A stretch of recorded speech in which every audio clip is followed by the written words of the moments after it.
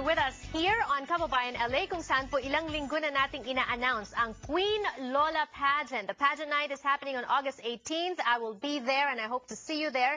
But before that, meron din pong screening ng August 5. That's the final screening. At sila po ang inyong kahaharapin sa inyong competition, Queen Lola Pageant. Let us welcome some of the candidates today with us. Edith, hello and welcome to Kababayan LA.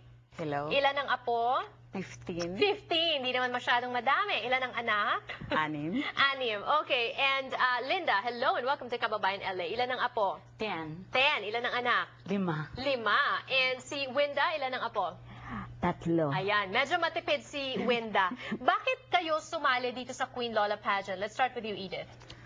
Kasi inaakala ko na makakatulong ako sa mga tao na nangangailangan dahil this pageant is para talaga sa pagtulong sa mga nangangailangan.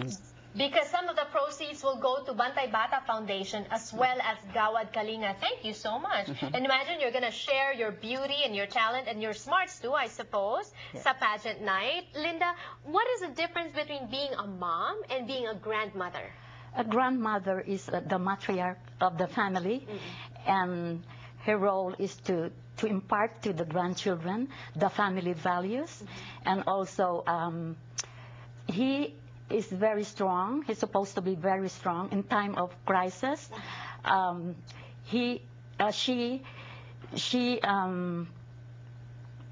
Parang question and answer na to, no? Oo. Pero sabi nila, ang role daw ng lola ay spoil ang mga apo. Tama ba yun, Winda? Tama ho. Spoil mo ba yung mga apo mo? Paano ba mag-spoil ng apo? Sige, turuan mo kami. Kahit hindi pa ako lola. No? Pagka humingi ng pera, mabibigyan mo ka agad. Bigay. Oo. Ilan taon ang mga apo mo?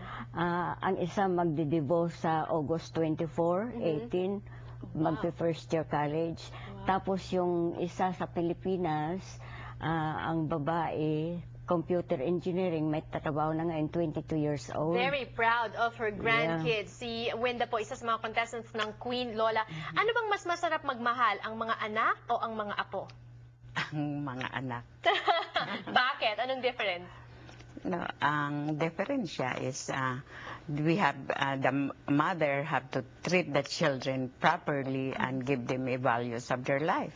So yun ang importante para ang apo maturuan din ng magandang pangangalaga sa kanilang kinabukasan. One of the goals of Queen Lola Pageant is to pay a tribute to the grandmothers as we are doing now, because the grandmothers, they say, sila yung nag-i-impart sa values sa kanilang mga apo, especially coming here. Because you're, coming from the Philippines, minsan dito yung mga anak Americanized na. So yung mga anak nila, mga apo nyo, Americanized na din. But what Filipino values ang gusto mong i-share sa mga apo mo? yung pag-ano sa mga matatanda, paggalang, yung opo, yung pag-use ng po, pag nagsasalita, respect for the elders. Ikaw, Winda, anong gusto mong ipabahagi sa iyong mga apo? Yung mapagmahal sa mga magulang, sa mga lahat ng tao, magiging give sila sa kanilang feelings sa mga tao. Right. And Edith? Kailangan mapagmahal sila at marespeto. Ang paggalang ang importante para makakarating sila sa kanilang paroroonan. So, paano ba magdisiplina ng apo? Pinapalo ba o sinasabon lang? Pinagsasabihan lang? Ikaw mag-umpisa, Winda. Pagsabihan, tapos Paluin. hindi pwedeng papaluin. Oo. Pagsabihan, tapos ipaliwanag sa kanila na importante talagang magalang sila. Okay. Para sila respetuhin din ng tao. Yes. Linda? Ganon din, pagsabihan muna, explain sa kanila yung ginawa nila kung bakit mali at wag nang ulitin. Yes. And Edith? Ang pinakamahalaga sa simula't simula pa talagang turuan sila, hubugin sa magandang asal, magandang aral. So, bata pa lang, Bata pa hubugin lang, na. hubugin na, ipakita na, turuan na, ng pagrespeto at paggalang ang importante. Alright, invite natin sila na panoorin kayo.